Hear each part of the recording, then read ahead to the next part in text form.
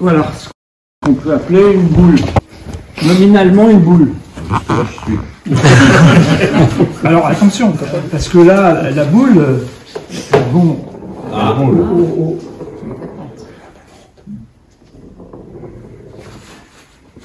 C'est quoi la boule?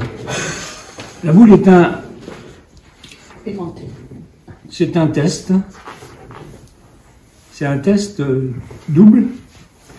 Savoir que ça met en évidence le plan, qui n'est pas plan, et qui donc empêche la boule de tomber. La boule se situe dans une cuvette invisible. Néanmoins, le plan n'est pas plan. Et pourtant, bon, c'est déjà, disons, une assurance technique. Un plan, c'est un dispositif de disposition. Les choses sont localisées là où on les met. Et donc la localisation est assurée comme ça, par le plan et par le fait que la chose qu'on y pose présente une base en complémentarité avec le plan. Alors ici, dans la mesure où la boule se situe dans une cuvette, ben, elle va, disons, bouger, mais elle va effectivement rester là où elle est. C'est un petit peu le logement qui est ici. Vous voyez, c'est un logement. Là, j'ai mis des billes en plus, mais vous verrez bien pourquoi tout à l'heure. Donc, il y a des cuvettes ici qu'on ne voit pas et qui contestent le plan technique et qui contestent donc la technique.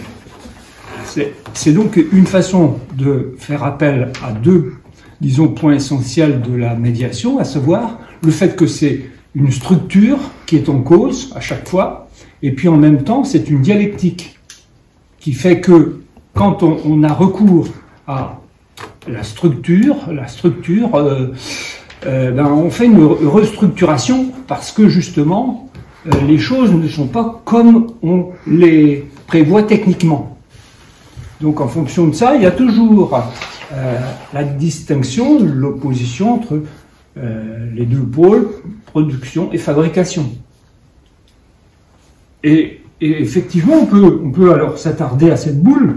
Je peux aussi dire, voilà, toc, la boule reste là où je la mets. Et donc la boule n'est pas tout à fait, disons, dans un... Elle coïncide pas avec un dispositif de rotation. Elle présente aussi un plan, donc une complémentarité avec le plan ici. Voilà. Ceci dit, je peux aussi, finalement, y aller plus fort et ça marche. C'est-à-dire que je suis fort aussi de ma technique et je néglige en fait les petites variations qui m'empêchent de considérer ça comme un plan. Je peux aussi faire ça, hop, et là, il n'y a plus de boule, la boule disparaît. C'est bien un projectile. Et là, c'est une autre réalité, c'est dans le rapport, on se situe alors dans le rapport à la relativité de l'engin, d'une certaine manière. Puisque je change en somme d'activité, et cette activité me met face à, non pas une autre technique, je suis toujours dans la technique, mais malgré tout dans le rapport à d'autres dispositifs. Le lancer, bon, le lancer horizontal, mais aussi comme ça. Je veux dire, on voit qu'effectivement, on peut faire avec le même. Alors, un autre point, la part du geste dans l'extraction, justement, d'engins, dans le rapport aux choses, aux babioles qui sont là. Le geste est aussi, finalement, comment dire, un ductus, c'est-à-dire une unité aussi d'engin. Et donc, peu importe que ce geste-là, ce mouvement-là soit réalisé par nous, ou bien qu'il soit réalisé par une impulsion mécanique. Projectile, bon, une explosion, voilà, bon, effectivement, on connaît les armes à feu, c'est le cas. Et donc, on voit bien que là, il y a, disons, une relativité des dispositifs Et c'est ce à quoi je vais vous convier, parce que il y a pas seulement la boule, il y a donc là une rotation qui, par exemple, se présente ici dans le principe du roulement à billes. Là, on a des billes qui sont mobilisées et qui aussi assurent une rotation. La différence entre la rotation et le frottement, c'est aussi, disons, techniquement une question.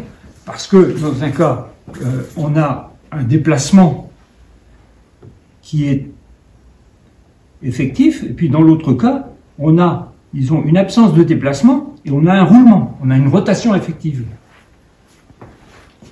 Le principe est parfois très discret à repérer, mais Bic, le stylo Bic, se fait connaître par le principe de la pointe à bille, le roulement à bille. Donc, le stylo à bille, c'est quand même, disons, une invention, voilà, qui est assez remarquable.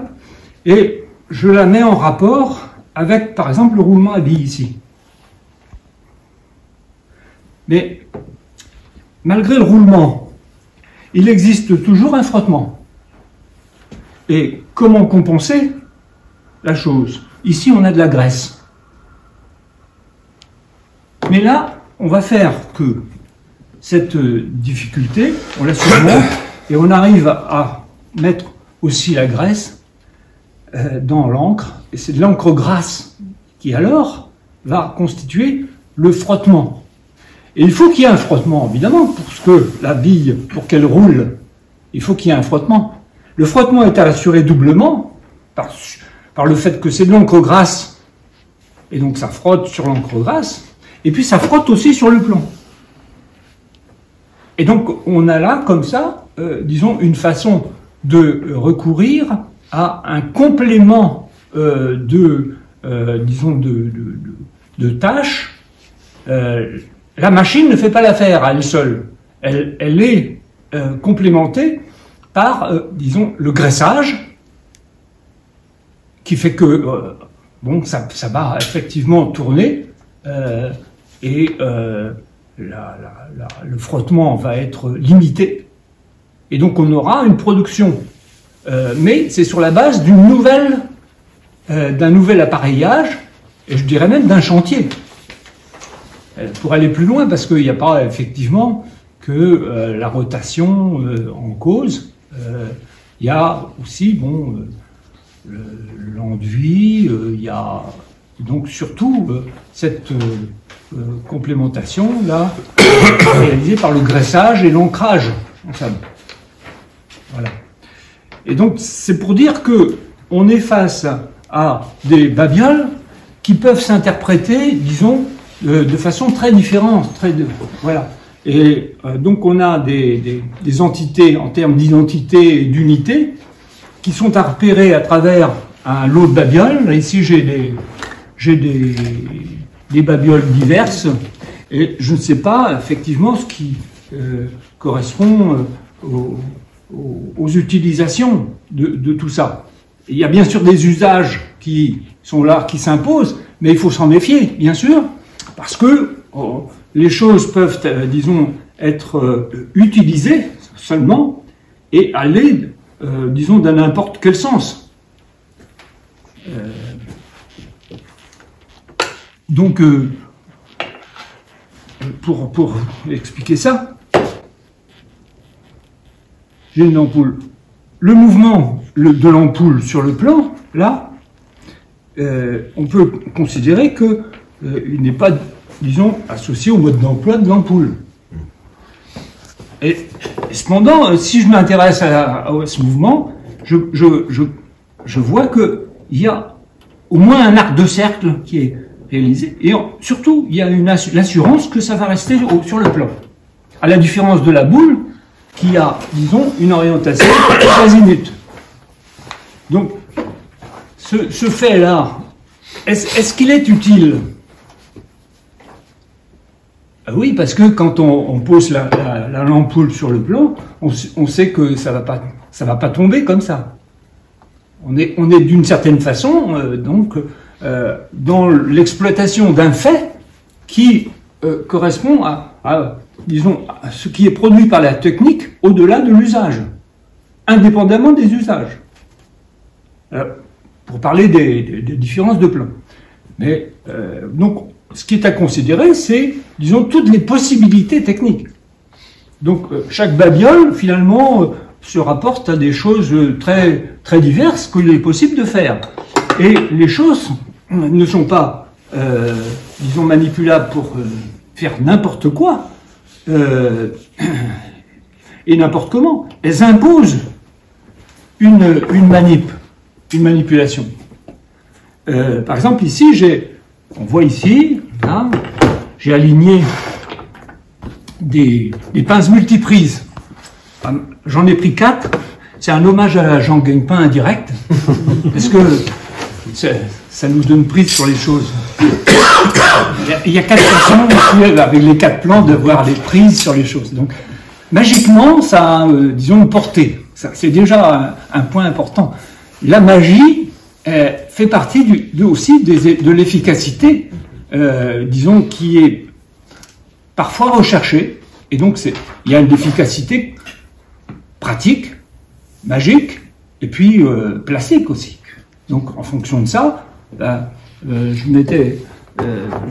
j'ai comme prévision de mettre un bâton ici avec des couleurs qui sont là, ici qui reprennent l'unité qui est là, façon de reprendre et de fermer l'unité.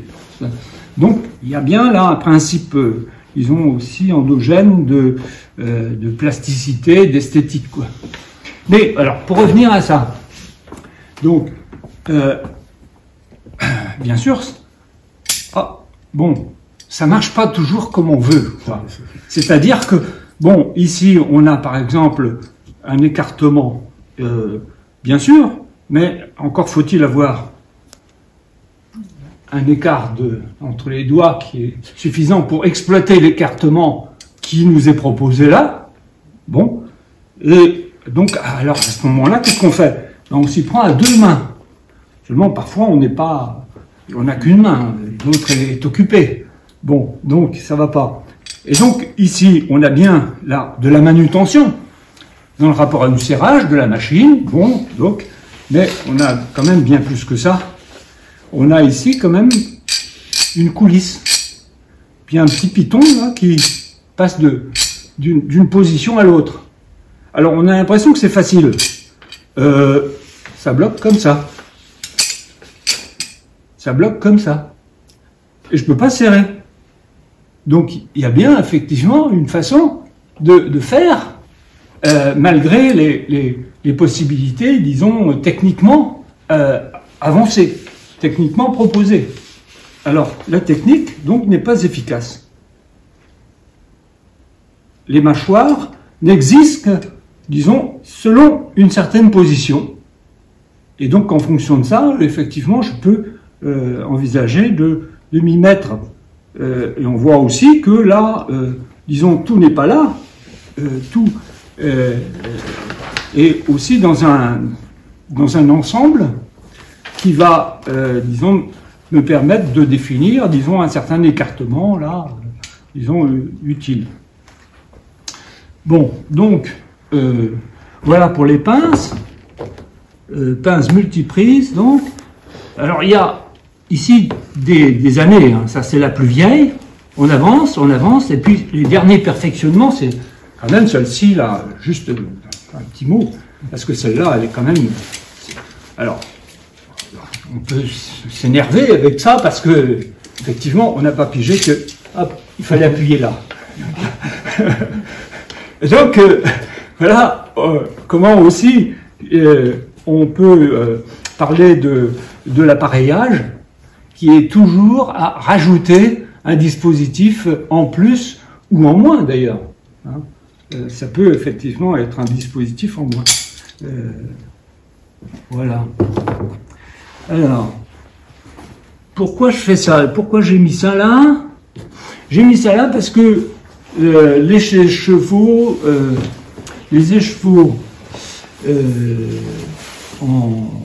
en cercle ou en rouleau, je sais pas, eh ben, ils ont aussi leurs particularités, même si effectivement on peut les identifier du point de vue du matériau. C'est de la docilité qui me permet effectivement de faire ça. C'est docile, mais pas tant que ça. Ça, par exemple, c'est pas docile. Et vous vous en rendrez compte, mais il faut peut-être... C'est là que la main... Voilà, c'est là que la main est savante. Parce qu'elle pige que, effectivement, là, ça va être plus dur à faire les chevaux. On va pas faire de la couture avec ça. Enfin, peut-être. C'est ça, oui, mais vraiment, il faut, à ce moment-là, de la ténacité.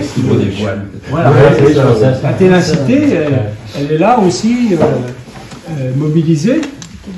Ça veut dire qu'il y a de l'action qui vient au secours de la technique, à chaque fois. Et donc, on a bien en tête, finalement, un dispositif, mais encore faut-il le... Mais dans la vie de tous les jours... Alors, le réaliser, ça ne se réalise pas comme ça. Et donc, il faut ajouter, disons, sa force naturelle et son alors, Gagne-Pain disait de l'instinct. C'est pour parler justement de cet instrument qui revient, en fait. On parlait avec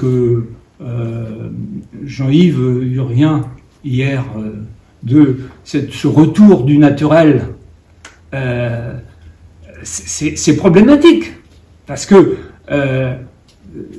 l'action, elle va intervenir avec la technique en dialectique. C'est une relation là de contestation, de négation, de la négation de la fabrication. La fabrication étant une première négation, la production vient là comme, disons, réaménagement de la fabrication. Et donc, il y a là une façon de contrecarrer la technique. Voilà.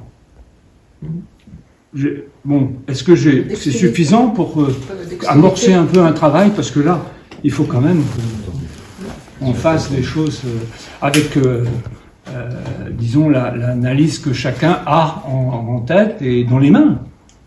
J'ai juste une question. Ouais. Dans la vie de tous les jours, ce type de... À quoi ça sert? Oui. Ça sert à tirer les fils. Hein? En électricité. Ah oui. Donc dans la vie de tous les jours de l'électricien, c'est toujours dans la vie de tous les jours de qui? Bah oui, c'est ça. Ah oui. Il y a une faute de conjoncture. Tu repasses la gaine d'abord. C'est ça.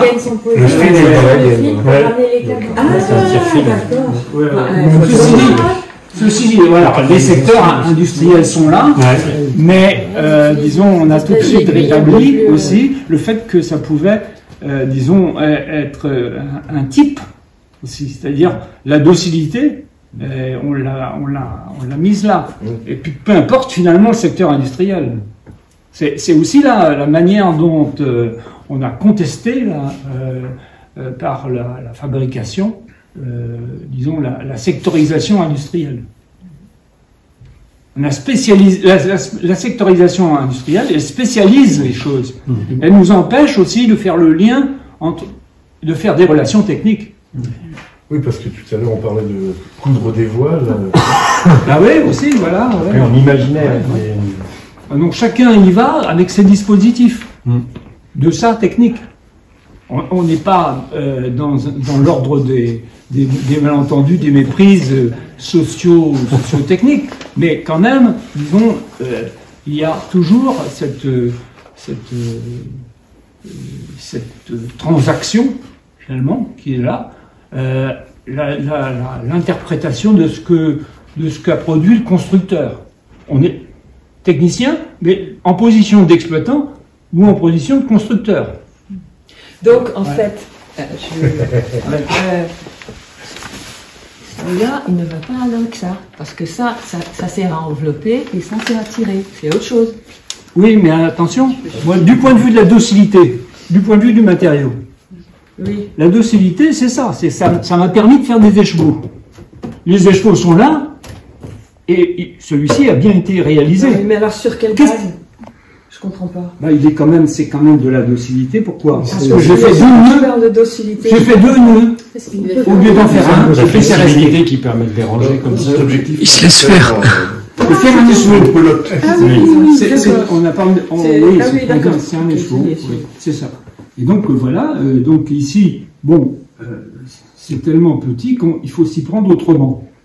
C'est pas si docile que ça, d'une certaine façon. Si j'oppose ça à ça c'est très docile. Ouais. Et donc c'est une docilité aussi qui, alors c'est l'occasion d'en parler, c'est un contre-pouvoir qui est là aussi, d'une certaine manière. Alors, qu'est-ce qui est en cause pour parler de contre-pouvoir? C'est le fait que le fil de laine est relativement défibré. C'est pas un monofilament comme ici. Et donc il va s'accrocher. Les fils vont s'accrocher entre eux, et pour pouvoir, disons, faire le nœud, ça va être plus difficile. Parce que j'aurais pas, disons, comme ici par exemple, comme avec le lacet, j'ai une pointe, effectivement, ici, qui, n'étant plus docile, va finalement compenser cette docilité, disons, qui me gêne, qui est contre-pouvoir aussi. Voilà. Donc là c'est de la licéité opposée à la, on peut dire d'une certaine façon, une rugosité, même si finalement la chose peut paraître un peu bizarre, parce que on parle de rugueux quand c'est aussi solide, mais il peut y avoir des rugosités différentes selon la technique de chacun. Effectivement, on aura des interprétations de la rugosité. Et donc voilà ce à quoi je vous propose, à quoi je vous invite, sur une base qui est cette base-ci, oui, sur une base qui est celle-ci, mais bon, c'est éventuellement, c'est pas, disons que c'est pas un support qui est là pour, disons, guider de façon systématique l'exploration du tas de Babel que je vous soumets. Néanmoins, sur les tables, vous verrez, il y a des cartes qui sont ici, et on peut y recourir de deux façons. Soit en les lisant, puis en cherchant dans l'affaire de quoi l'illustrer, par un lot de Babel, ou bien inversement, on prend effectivement quelque chose, là, on fait un assemblage quelconque, puis on cherche ici, effectivement, quelque chose qui s'y rapporte. Donc, ça peut être ça, mais bon, il y a d'autres façons. Mais là, je vous fais confiance pour jouer et travailler avec ça.